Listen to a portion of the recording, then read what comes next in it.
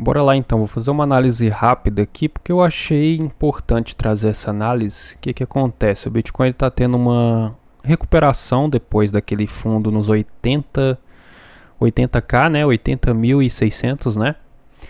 E foi um fundo com bastante volume, tá? Deu muito gatilho aquele fundo lá. Só que eu tenho um alerta para fazer sobre essa recuperação do Bitcoin. Por quê? Deixa eu pôr até no gráfico diário aqui, ó. Olha, tá fazendo uma recuperação assim, legalzinha até. Só que é um momento de alerta, tá? Por quê? Primeiro vamos ver aqui, ele está se recuperando.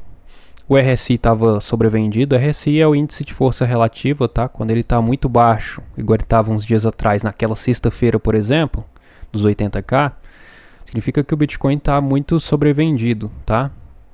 Então, geralmente, no gráfico diário, no gráfico semanal, quando o RSI está desse jeito, é um bom momento para estar se posicionando, nem que seja para pegar um repique.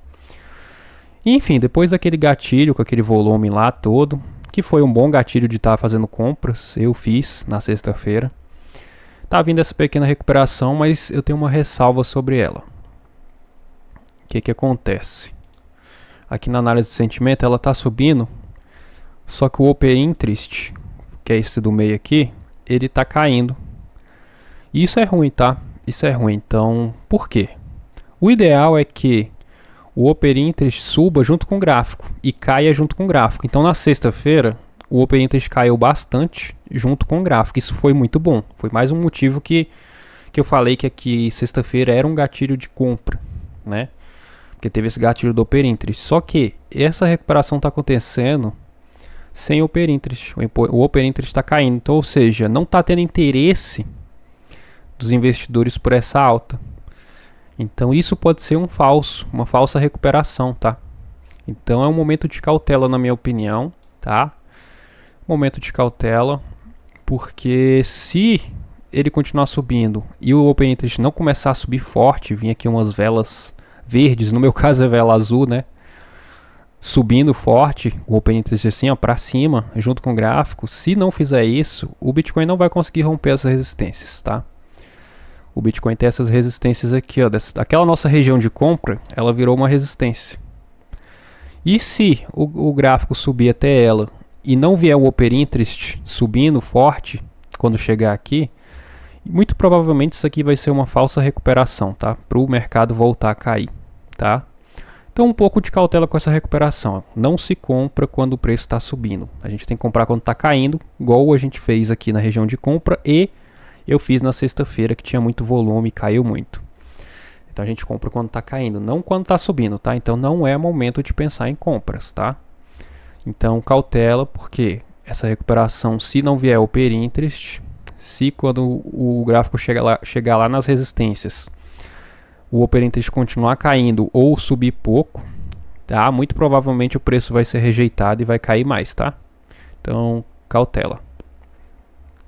A gente tem fatores bons, positivos, né? O long short rates está caindo e como vocês podem ver, ó, o long short rates cai, o gráfico faz o contrário. O gráfico está subindo. Para o mercado futuros, essa recuperação tá boa, né? Porque a manada está shortando e os baleias também, por incrível que pareça. E o mercado está subindo. Então, tá um bom momento para longs no mercado futuros. Quer dizer, não agora porque já subiu, né? Mas estava um bom momento para estar em long desde dos fundos. Tá um bom momento para estar alongado. Mas já é momento de estar realizando, tá? Então, para mercado futuros. Para mercado futuros está legal. Tá boa essa recuperação. Porque o long short rate está caindo e o gráfico subindo. Mas, para investimento, essa recuperação ainda não tá legal, não. Tá? Se não começar a entrar Open Interest, muito provavelmente isso é uma falsa recuperação para voltar a cair mais, tá bom? Então é momento de cautela, tá? Em investimentos é momento de cautela. Para futuros tá bacana. Para investimentos tá perigoso, beleza? Então a análise é essa, uma análise rápida, tá? Mas no geral, é até previsível que ele caia aqui, porque a gente teve uma queda muito forte. Se a gente olhar no histórico aqui, geralmente o preço depois de uma queda forte ele leva um tempo, algumas semanas. Isso aqui é o gráfico semanal, cada quadradinho é uma semana. Então ele leva algumas semanas para se recuperar. Olha. Ele caiu, aí tentou subir, aí caiu mais, e aí sim ele voltou a subir. E se a gente olhar aqui no outro, também é a mesma coisa. Ele foi caindo, caindo, caindo, caindo, subindo, caindo, subindo. Esse aqui foi um pouco mais linear, né? Ele caía, subia, caía, subia, caía, subia, né? Então, assim, essa queda não vai se recuperar agora de uma vez. É normal que ele suba até a resistência, seja rejeitada e volte, fique lateral por mais algumas semanas e suba depois. Normal, tá? Então, não esperem uma recuperação agora, imediata, tá? Porque é muito difícil isso vai acontecer. Não é assim que se recupera geralmente depois de uma queda forte. E, igual eu falei, essa recuperação está vindo sem open interest. E sem open interest já é continuação da queda, tá? É uma falsa recuperação para voltar a cair. A não ser que ele chegue na resistência. E aí na resistência começa a entrar muito open interest assim, forte, forte, bem para cima mesmo. Aí ele vai romper. Se não, ele vai ser rejeitado nas resistências, tá bom? Então é um momento de cautela. Corte de juros, aumentou bastante, tá? 83% do mercado acredita em corte de juros. E esse site aqui eu nunca vi ele errando, tá? Então se continuar assim, nessa porcentagem até o dia do corte, vamos ter corte de juros provavelmente, tá? A não ser que mude algo na macroeconomia e aí isso aqui começa a cair. Aí pode ser que a gente não tenha corte de juros, mas até o momento vamos ter corte de juros provavelmente, tá? Só que cuidado com a narrativa, porque não é o corte de juros que vai fazer subir no dia, tá? Não é assim que funciona. Eu quero até fazer um vídeo específico sobre políticas monetárias, para vocês entenderem melhor essa questão de corte de juros, aperto monetário, que é o QT, né? Afrouxamento monetário, né? Política expansionista, né? Monetária. Quero fazer um vídeo sobre isso. Por quê? Eu tô vendo algumas pessoas, alguns analistas, e alguns analistas bons, tá? Que eu admiro, cometendo uns erros assim que, na minha opinião, não sei. Porque assim, eu tô vendo algumas pessoas falarem que o fim do QT, corte de juros é só narrativa e que não influencia nada, e não é bem assim. A narrativa é o seguinte, pensar assim, dia 1º agora vai acabar o QT, aí vai subir o mercado. Não, isso é narrativa. Não é porque vai acabar dia 1º o QT que no dia 1º o mercado vai começar a subir. Não é assim, isso é narrativa. Corte de juros. Vai ter corte de juros daqui 14 dias, 13 dias eu acho. Então daqui 13 dias o Bitcoin vai subir. Isso é narrativa, não é assim. Então não significa que dia 1º vai ter o QT e o mercado vai subir, né? Vai acabar o QT e o mercado vai subir. E também não significa que daqui 13 dias vai ter corte de juros e o mercado vai subir só por isso. Não, isso é narrativa. Mas dizer que o fato de estar tendo cortes de juros um atrás do outro e o fim do QT é algo irrelevante, é só narrativa para o mercado, não é bem assim, tá? É muito equivocado dizer isso, porque corte de juros e fim de QT, ou seja, injeção de liquidez na economia, isso afeta sim os mercados, tá?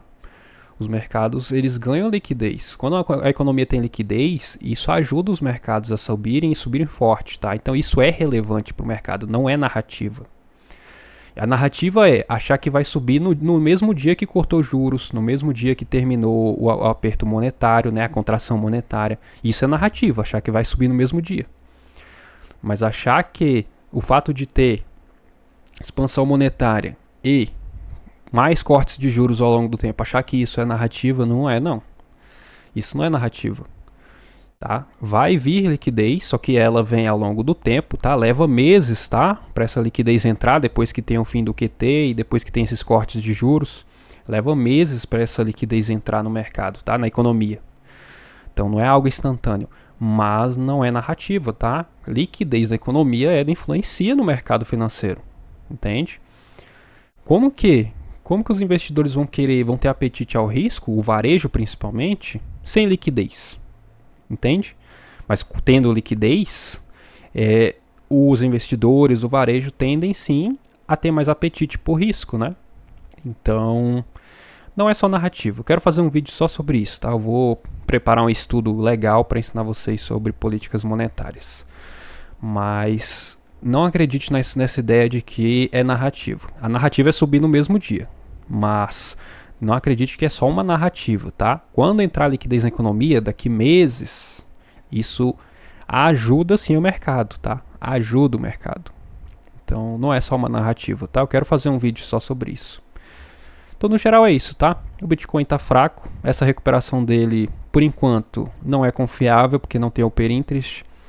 E Os mercados tradicionais, ó, S&P 500 subiu forte, Nasdaq subiu forte e o Bitcoin ainda tá fraco. Então, tá fraco sem Open Interest, então a galera tá realmente sem muito apetite por risco em criptomoedas. Então, cuidado, cautela com o Bitcoin, com a recuperação, que se não entrar Open Interest, provavelmente é uma recuperação falsa para voltar a cair depois, tá? Mas, como eu falei, vamos ter expansão monetária ano que vem e isso não é narrativa, isso ajuda o mercado sim. Então, na minha opinião, é um bom momento sim de estar comprado, de estar posicionado, mas como caiu muito e o Bitcoin não tem força para subir mesmo, com as bolsas americanas subindo, a gente tem que ter um pouco de gestão de risco, tá? Tem que se proteger um pouco. Então, eu acho assim que não é o momento de estar 100% comprado, o famoso all-in, mas não é o momento de estar totalmente vendido, né? Então eu diria que é o momento de estar uma parte comprado, sei lá, aí vai de cada um, 50%, 60% comprado e uma outra parte vendido, né, com caixa para comprar caso o Bitcoin entre em bear market, caso o Bitcoin caia muito mais embaixo. Sei lá, 40% de caixa, 30% de caixa, aí vai de cada um, né, da gestão de risco de cada um. Então é um momento sim que eu acho bacana de estar comprado. Sexta-feira acho que foi um bom momento de comprar mais, teve muito gatilho. É um momento de estar comprado, mas não 100%. Né? Uma parte comprado, outra parte dolarizado para ter caixa se o mercado cair e virar para bear market, beleza? Então, no geral é isso. Tamo junto. Qualquer novidade eu trago mais uma análise aqui. Fui!